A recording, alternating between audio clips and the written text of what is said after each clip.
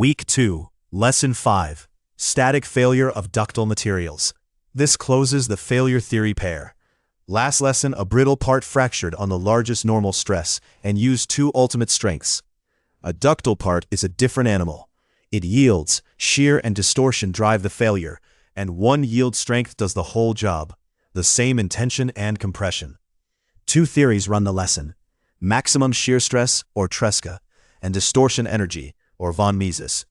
And one detail decides whether your answer is safe or dangerously optimistic: the out-of-plane principle that equals zero. Here's the problem. A ductile steel part with a single yield strength carries a plane stress state, both normal stresses in tension plus a shear. Find the factor of safety against yielding two ways: maximum shear stress and distortion energy. Then say which one is the conservative, safe side answer. Notice there's only one strength now, the same in tension and compression.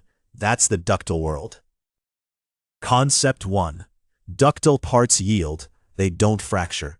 A ductile material climbs to its yield strength and starts to deform permanently long before it ever breaks. So failure means the onset of yielding, not a clean snap. Two features drive everything.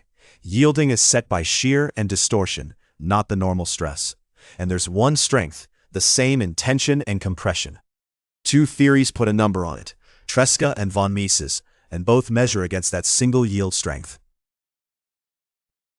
Concept 2. The two theories, straight from the handbook. Tresca, the maximum shear stress theory, says yield begins when the maximum shear reaches half the yield strength. Equivalently, when the largest principle minus the smallest reaches the yield strength. Von Mises, the distortion-energy theory, blends all three principles into one effective stress and compares that to the yield strength. Both measure against the same single strength. Tresca is the more conservative of the two, so its factor of safety is always the smaller. Concept 3, and this is the whole reason Ductile gets its own lesson. Tresca needs the largest principle minus the smallest, taken across all three principles, and in plane stress, the out-of-plane face carries no stress, so zero is itself a principle. Here both in-plane values are positive, so that zero becomes the smallest, sigma 3. Look at the circle. The governing shear stretches from the origin all the way to the largest principle. That big circle is taller than the in-plane circle, so the true maximum shear is larger, and the factor of safety smaller than the in-plane values alone would tell you. Use the in-plane circle and you overstate the part's safety. Order all three, every time. Setup, and again the order is the lesson. First, Moore gives the two in-plane principles. Second, add the out-of-plane zero and order all three. Third, Tresca uses the largest minus the smallest. Fourth, von Mises uses the effective stress. Fifth, compare them. Tresca is the conservative one.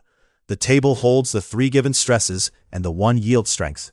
The center and radius are the only computations before the checks. Solve. Part 1. The principal stresses. Center is the average of the two normal stresses. Radius is the radical from Lesson 7. Add and subtract the radius for the two in-plane principles. Both positive here. Now fold in the out-of-plane zero and order all three. 112 on top, 27 in the middle, and the zero at the bottom as sigma 3. That zero as smallest is what sets the Tresca span. Solve. Part 2. Tresca. Take the largest principle minus the smallest, which is 112 minus 0, comfortably below the yield strength. That gives a factor of safety of about 2.2. Now the trap. If you'd used the two in-plane principles and subtracted 27 instead of 0, the span shrinks, and the factor jumps to nearly 3, a third higher on the dangerous side. The correct smallest principle is the out-of-plane 0. Keep it, and the honest span gives the safer, smaller factor. Solve. Part 3. Von Mises. The fastest route is the biaxial effective stress, which runs straight off the three given stresses. No principles needed. Mind the shear coefficient, bare in Moore's radius, tripled in von Mises. That gives an effective stress of about 101.5, and a factor of safety of about 2.5.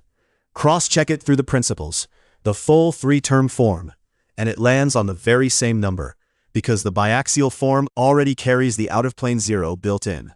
Both routes agree. The answers: principles 112, 27, and 0.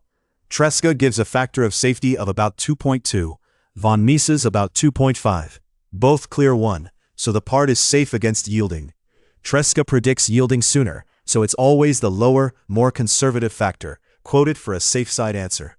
Von Mises, the industry default, gives a little more margin, and the two never cross. Von Mises is never below Tresca. Traps. 5 ways the ductile check bites. 1. The signature miss, dropping the out-of-plane zero in Tresca. It's a real principle. Both in-plane positive makes it the smallest, both negative makes it the largest. So order all 3 and take the largest minus the smallest. 2. Reaching for ultimate strength. Ductile theory uses one yield strength, and a tension-compression pair is a brittle problem in disguise. 3. Getting the conservatism backward. Tresca is always the more conservative lower factor, never von Mises. 4. The shear term is bare in Moore's radius, but tripled in von Mises. Carry the radius pattern across, and the effective stress comes out too low, on the dangerous side. 5. Splitting the yield strength in 2. For ductile it's one value, the same in tension and compression. Quick recall. The principal stresses come from Moore, center plus or minus radius. Add the out-of-plane zero and order all 3. Tresca, largest principal minus smallest, against the yield strength.